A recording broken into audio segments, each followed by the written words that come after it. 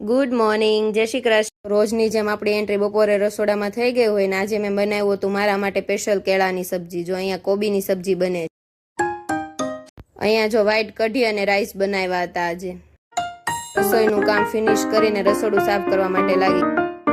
બપોરે ફ્રી થઈને ઉઠીને અમે ત્રણેય ગયા હતા હેર કટિંગ કરાવવા માટે, પણ હેર કટિંગ એ પાર્લરે પહોંચ્યા તો પાર્લર જ બંધ હતું। પછી અમે ત્રણેય ખાઈ લીધું આઈસ્ક્રીમ મસ્ત મજાનું। વાવ! જો આજે નણંદ આવ્યા હતા તો એને ફ્રેન્કી ખાવી હતી તો એની તૈયારી હતી ચાલુ। જો અહીંયા મામા ફઈના બંને કરતા હતા મસ્તી, ત્રિષા વિડીયો ઉતારતી। જો અહીંયા ફ્રેન્કીની તૈયારી એકદમ કમ્પ્લીટ થઈ ગઈ હતી અને જો ફ્રેન્કી ફ્રાય કરવાનું કરી દીધું છે ચાલુ। તો તમે બધા પણ આવો ગરમા ગરમ ફ્રેન્કી